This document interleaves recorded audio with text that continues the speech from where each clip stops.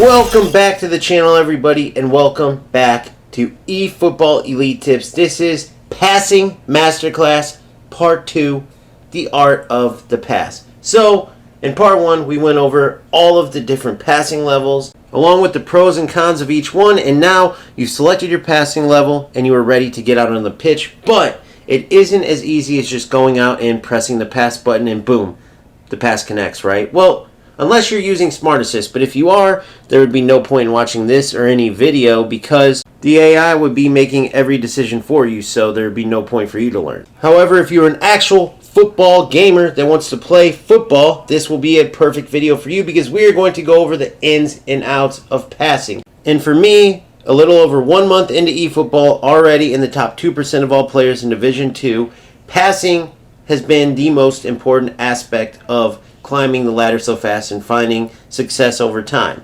So, as we look at my setup here, I'm in long ball counter, right? So my players, when we get the ball, are going to run away, right? They're going to make long runs, long ball counter. However, I do not just sit there and spam through balls. What I do is utilize those runs away to then win the ball, press super cancel, and manually call my players back many times, right? Obviously, if they're open for a through ball or a long switch or something like that, I'm going to play it. But many times, the runs pull the defenders away, I super cancel and call them too. So as you're watching these examples, keep that in mind. Your setup is going to be the foundation for how well you connect passes in game. You have to make sure that your setup, your team play style, the players you have, their individual play styles, all of that, which obviously I have several videos on, so I strongly suggest you watch those if you need to.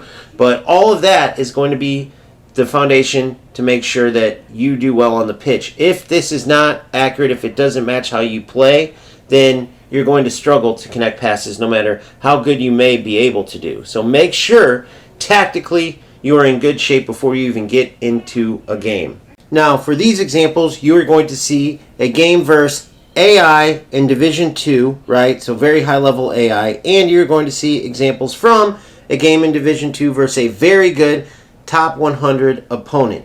You will notice there are very different looks to how each team defends, particularly the pressure from each team, which heavily dictates the passing choices you make and the speed at which you need to connect your passes. If you hold on to the ball too long, you will get the ball stripped from you, right? We all know that. That is one of the biggest problems with the overpowered defense in eFootball. Many times it will allow a lower level player to stay in the game because they won't necessarily make good defensive choices. They will just be pressuring you so heavily that they steal the ball before you can make a pass. And then many times they'll do it in your defensive end where they can go through on goal and create a chance, or worse, score a goal. But the good news is, as you continue to work within your team, understanding how your team is set up, your players, how they move, you'll be able to make quicker decision making with your passes, which minimizes how often your opponent can strip the ball from you, right? It makes it tough for them to just pressure you like crazy and win the ball, and actually, eventually, you will make them pay for this, right? You will punish them for pulling their defenders out of shape by using the gaps that they make when they pull their defenders out of shape to pass through, right? Allowing you to build up easier. But for many players, this is easier said than done, right? So let's assume that you won the ball just now, you're near your goal, and you have to work the ball all the way up to create a scoring chance. The number one mistake many players make is passing without a purpose, essentially spamming the pass button because they essentially panic. They know they're about to get pressured, they don't want to lose the ball, and they just start pass, pass, pass, pass, pass. But that's not going to get you anywhere. You need to know the why. As in, why am I making this pass? How is this going to help me work the ball up the pitch to eventually create a chance and ultimately score a goal? Now, the next mistake players make is thinking that they have to go directly at the opponent's goal and that will be the best decision.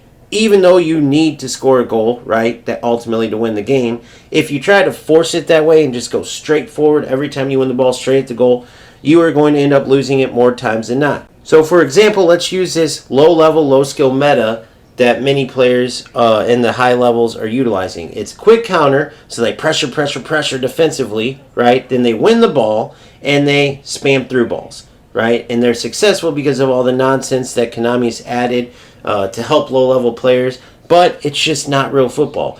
If you're okay with doing that, by all means, go ahead. But again, this video isn't for you then. If you want to play proper football and be in control of the chances you create and actually build up playing the beautiful game, then you need to control your passes and not play 24 intercepted passes just to get 2 through balls and hope that you win 2-0, or 1 through ball and hope you win 1-0.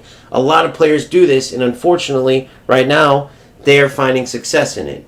However, you can only imagine that Konami will eventually wake up and actually turn their football simulator into an actual football simulator, because that type of meta is not true to football at all. It's not realistic, it's nonsense, it's skillless.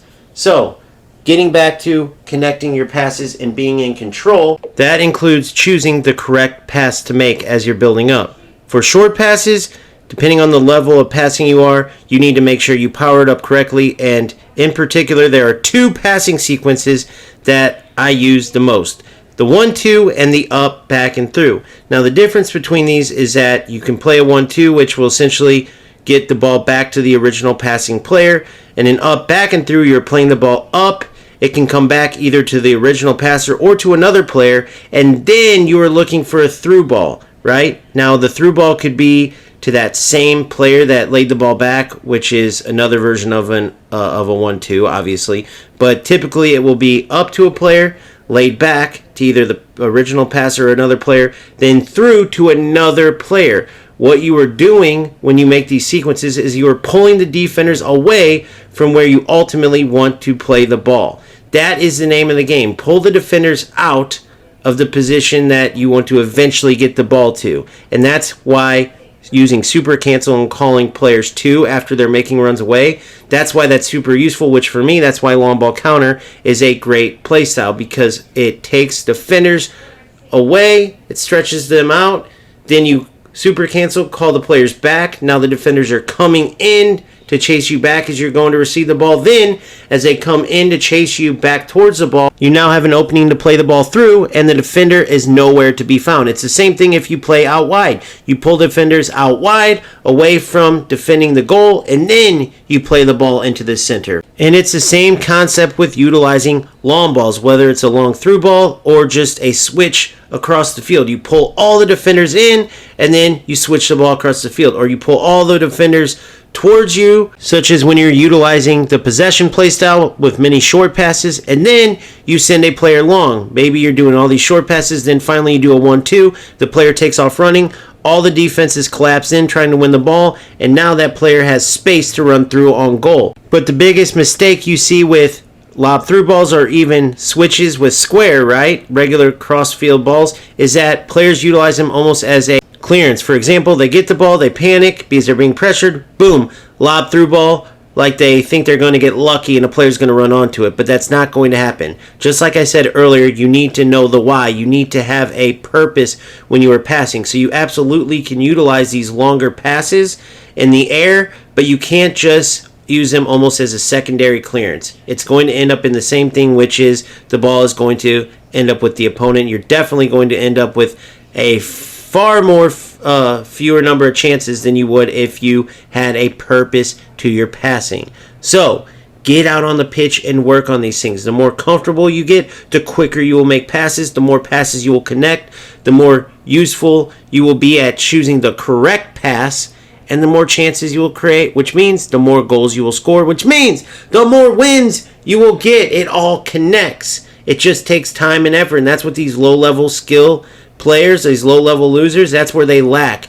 They lack in the ability to work hard and get better. Just like real football. We're playing a football simulator. That's the beauty of it. Work on it. Get better. It will be much more satisfying than just spamming through balls every time using this nonsense quick counter rush defense method. Gain actual skill and it will stick with you. Do not go for the spammy, exploity nonsense, for lack of better terms. So, with that being said, the very last thing I wanted to go over is corner kicks. Make sure you practice set pieces. You see here, this is just one of several set pieces that I do where I pull a player away, and then I have the option to head the ball back, and that player can touch and shoot, right? So it gives another player that the opponent has to worry about. Or I can flick it right behind me and then try to, get a secondary shot on goal. Now, there are many other ways. There are short corners you can do, whatever the case is. Same with free kicks. If they're not direct, you're not just shooting the ball. Make sure you work on these because they're a great way to add goals, especially in tight games. Don't just go out there and wing it. There are a ton of beautiful set pieces that can be made. You just have to get creative. That's another beauty of eFootball that's many times overlooked. So, just like the passing, work on your set pieces. Work on your free kicks, your corner kicks. Work on all the different types of passing. Get out on the pitch. Keep grinding, right? You will get better over time. Have fun with it. That's the whole point. And I will see you on the next one. Peace out.